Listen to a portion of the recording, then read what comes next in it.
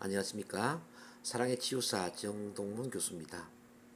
오늘은 발표 공포나 스피치 공포, 그리고 실패에 대한 두려움, 거절에 대한 두려움은 어떻게 생기는 것인가에 대해서 함께 나누고자 합니다. 여러분, 발표 공포와 스피치 공포는 왜 생기는 것일까요?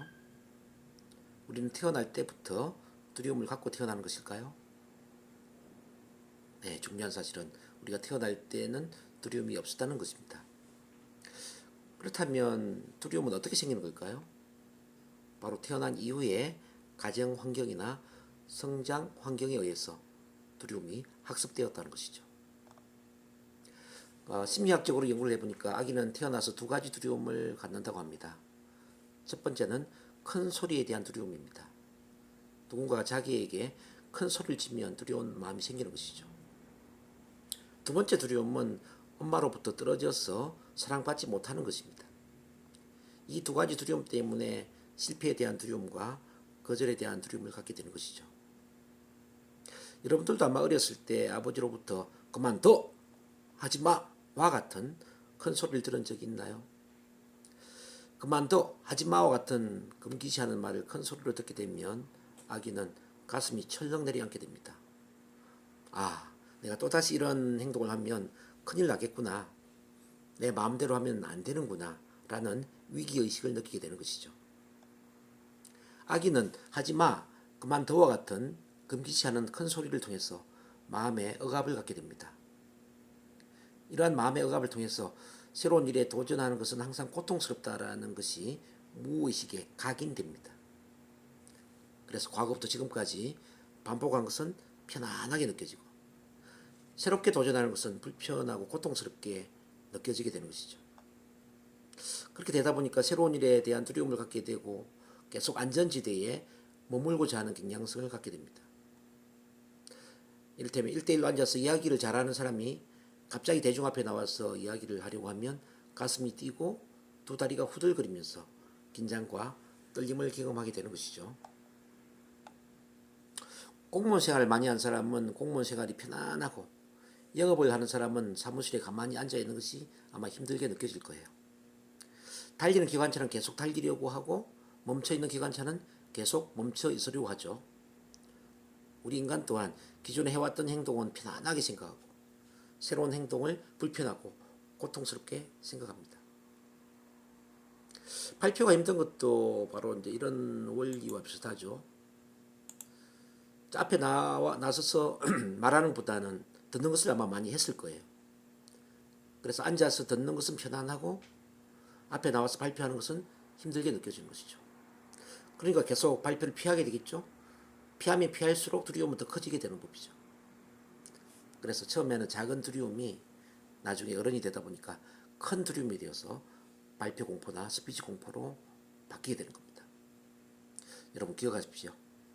마음의 괴물은 어릴 때 죽여야 합니다.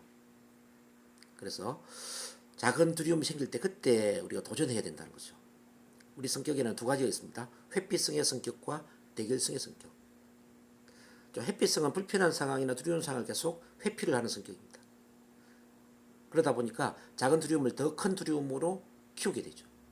대결성은 뭐냐면은 비록 불편하고 두렵지만 대결해서 그 불편함과 두려움을 이겨내는 성격을 바로 대결성이라고 합니다.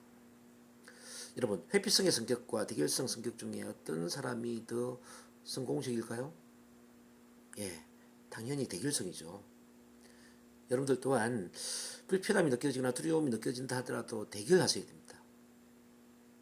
자, 대결하다 보면 두려움은 계속 줄어들게 됩니다. 체계적 둔감화의 법칙에 의해서 100의 두려움이 두 번째 대결할 때는 90이 되고 세 번째는 80, 네 번째는 70, 다섯 번째는 60 이렇게 10번, 20번 계속 반복하다 보니까 두려움이 제로가 될 수 있다는 거예요.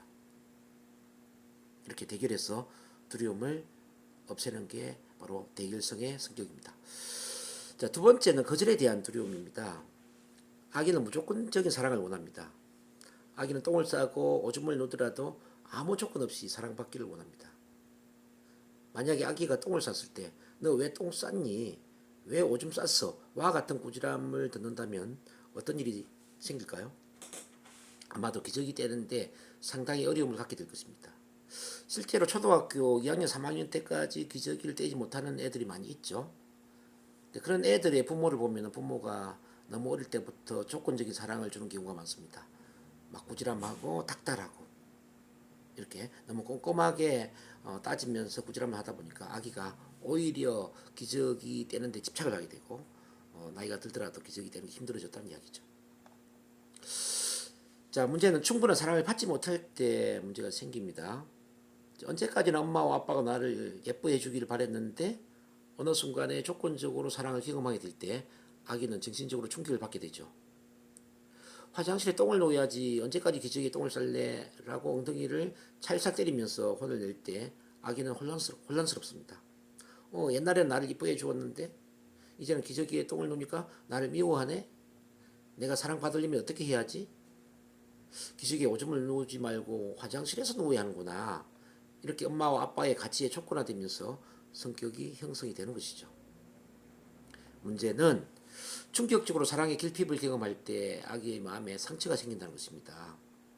만약 할머니에게 아기를 데려다 주면서 엄마가 여기서 할머니랑 잘 놀고 있으면 시장에서 맛있는 거 사가지고 곧 데리러 올게 라고 말하고서는 일주일 이상 기다려도 엄마가 오지 않는다면 아기의 마음은 어떻게 될까요? 아기는 16시간 동안 스킨십과 사랑의 표현을 경험하지 못하면 마음에 구멍이 생깁니다. 이러한 구멍은 우리가 어렸을 때 보았던 한옥집, 이 한옥집 창호지문에 구멍이 생겨서 그 구멍에 겨울 찬바람이 불어 들어오는 것과 같은 구멍이죠. 이 바람은 정말 시리고 추운 바람입니다. 엄마에게 떨어지는 것, 엄마에게 사랑을 받지 못하는 것은 정말 고통스럽다는 마음의 상처가 무의식에 각인됩니다. 그 마음이 어른이 되었을 때도 무의식적인 패턴이 되어서 다른 사람들이 나를 어떻게 생각할까? 혹시 거절당하면 어떡하지? 와 같은 다른 사람의 눈을 지나치게 의식하는 마음으로 바뀌게 됩니다. 다른 사람들이 나를 인정해주지 않아서 느끼는 고통은 어렸을 때 할머니 집에서 엄마를 일주일 동안 기다리면서 고통스러워했던 그 마음과도 비슷할 수가 있습니다. 아, 내가 발표할 때 긴장하고 떨게 되면 남들이 나를 어떻게 생각할까? 내가 만약 긴장하고 실수한다면 남들이 나를 어떻게 생각할까? 아마 나를 가치 없는 사람으로 생각할 거야.